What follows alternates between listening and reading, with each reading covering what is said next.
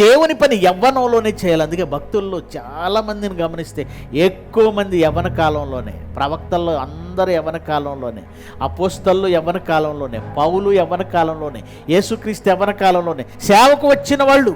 ఎందుకంటే ఆ యవ్వన కాలంలో నువ్వు దేవుని కొరకు ఎక్కువ పని చేయగలవు, ఎక్కువ దూరం నడవగలవు, ఎక్కువసేపు మాట్లాడగలవు, ఎక్కువసేపు నిలబడగలవు, ఎక్కువసేపు ఏ పనైనా చేయగలవు. అదే వృద్ధాప్యంలోనికి వెళ్ళిపోతే ఏం చేయలేము. అందుకే దేవుని పని చేయడానికి అనువైన దశగా ఈ యవ్వన దశ ఉంది. బాల్యం, యవ్వనం, దేవుడికి ఉపయోగపడవలసిన యవ్వన దశ, యవ్వన కాలం కామ విలాసాలకు, వికృత చేష్టలకు, భయంకరమైన క్రీడలకు, భయంకరమైనటువంటి వ్యభిచారాలకు అది నిలయంగా మారిపోయింది. యవ్వనం అంటే ఇదా అండి? ఇదా డెఫినేషన్ యవ్వనానికి? ఇదా నిర్వచనం యవ్వనానికి? ఇందుక దేవుడిచ్చాడు యవ్వనం. ఎవరు దీనికి సమాధానం చెప్పకపోవచ్చు, ఎవరో దీనికి మేము బాధ్యత తీసుకోమనకపోవచ్చు, ఎవరు వాళ్ళు ఎలా పోతే మాకేంటి అనుకునే వాళ్ళే ఉండొచ్చు.